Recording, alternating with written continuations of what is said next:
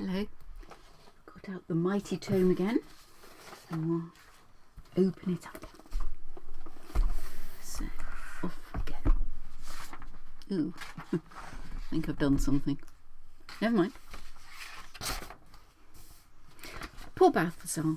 He really had hit his head quite hard when he fell, and although the medicine woman said he would be fine to continue his journey as long as he took paracetamol and avoided contact sports, he continued to see stars and camels in front of his eyes wherever he went. Camels being the main method of transport, and a star being the main method of navigation on this journey, this rendered him an unreliable map reader, and thus he was temporarily demoted from the position of leading wise man.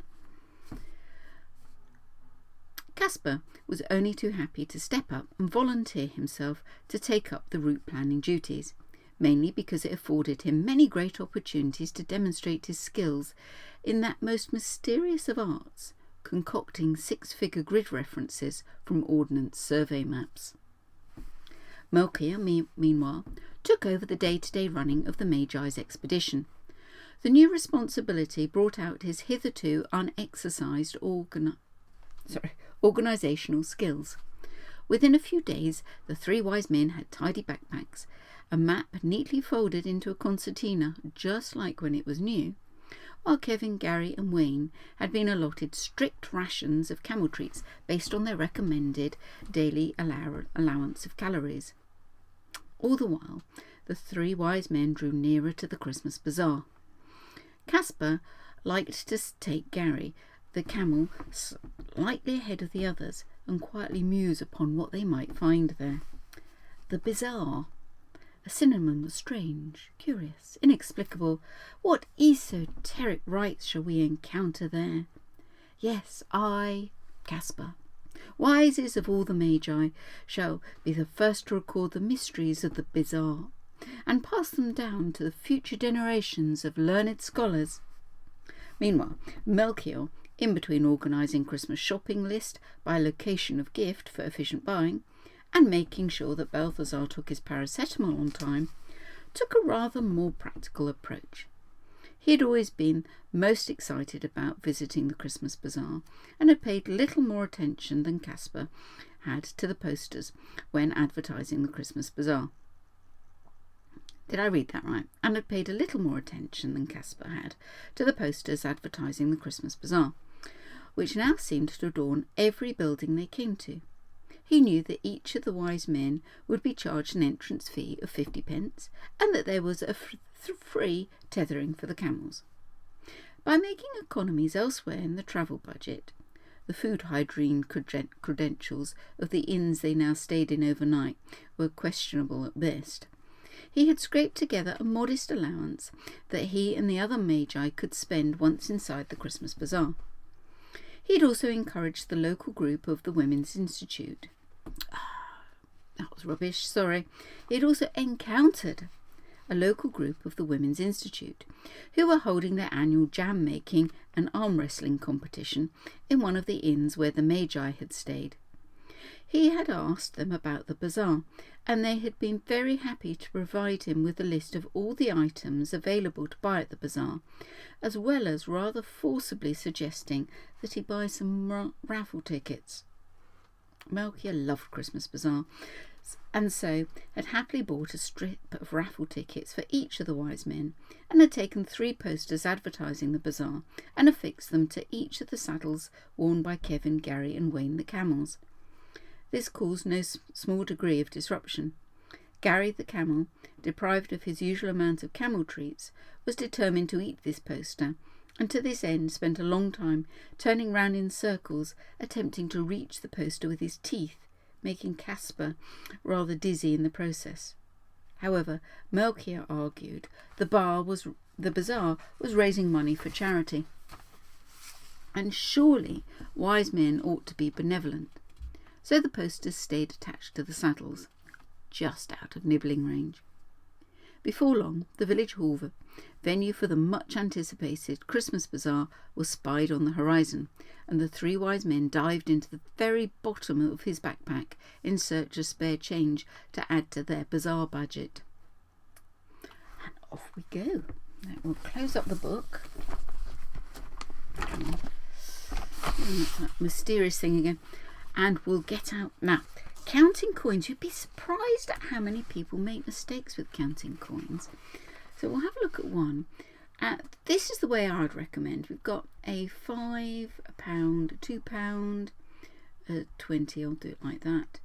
A 2p, a £2, and a 10p. So I'll just write. I'll put an extra one of those. There, that'll do. That's a 2. That's a 5. That's a 1. What's that? That was a 20, wasn't it? And that was a 10.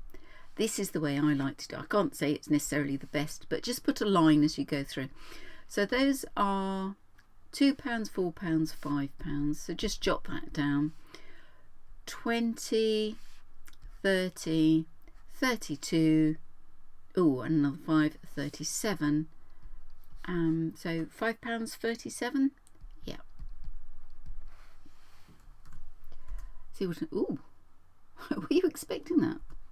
I wasn't. I wonder what colour we're going to get. Let's try another one. Now this time you've got the hang of how to do it. So I've got 3 £2s, so that's £6. Then I've got a £1, and I'm just going to write that down. Now let's have a look. We've got 2 5s. So I have to do it like that. 2 5s. 1, 2. That's 10p, and 2 2p's. So that's another. That makes 14p altogether, doesn't it? 4, 1, 7. £7, 14. Does that seem right to you? Yes. Right.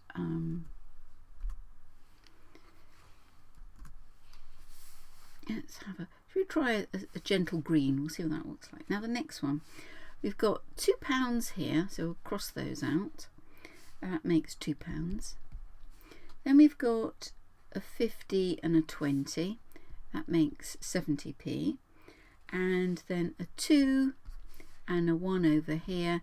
That makes 3 altogether. You can see, keep the columns nice and in line. I appreciate they are at an angle there, aren't they? But so 3, 7, bring down the decimal, 2. £2.73. So just see what I mean about crossing them off. It makes a big difference. It's very easy to miss things out otherwise. Now let's see. I wonder if I do that, what's going to happen. Yeah. We'll have a delicate thing now. So off we go. Balthazar buys a bag of reindeer dung suitable as a plant fertilizer. So that's £1.44. £1.44. Ooh, does that set your dyslexia going? It sends mine going all over the place. Funny how colours can do that. Buys a bag of reindeer poo. What change will he get from a £5? So there's, I'll write it out. Keep your columns well and truly apart, and remember to write the sign in there because it's easy to forget. Borrow 4, 9, 10. 10 take away 4 is 6. 9 take away 4 is 5. Bring down the decimal. 4 take away 1 is 3. £3.56. Good.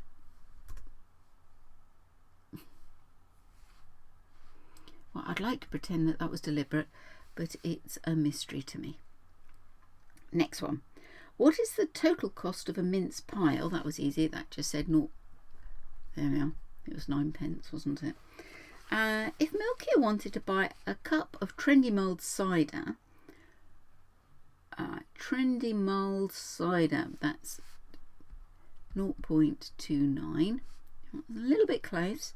Have to watch out for that. A set of jingly bells suitable for a camel harness, £3.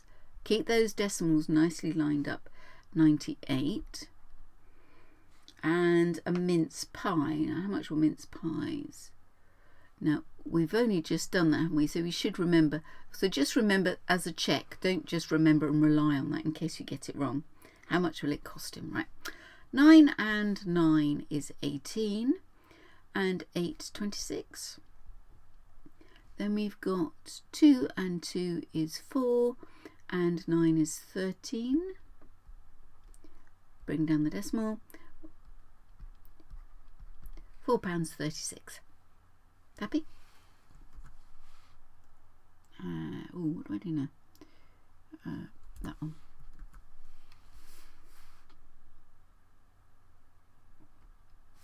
And I'm going to... So, what is the total cost of a bag of reindeer dung used? Oh, that was easy. They just tell us. We don't need to work it out. £1.44. Again, you'll be surprised at how many people just sort of read the wrong bit. And I think you've seen me do that enough times.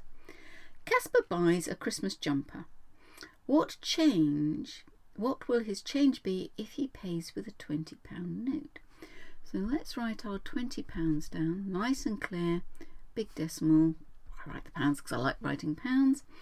And trendy jumper, I didn't know. Oh, £9. Put that in the decimal, 96. 6 from there, can't do. Borrow from there. If over Christmas you've got a pop there, borrow from there, and then 10.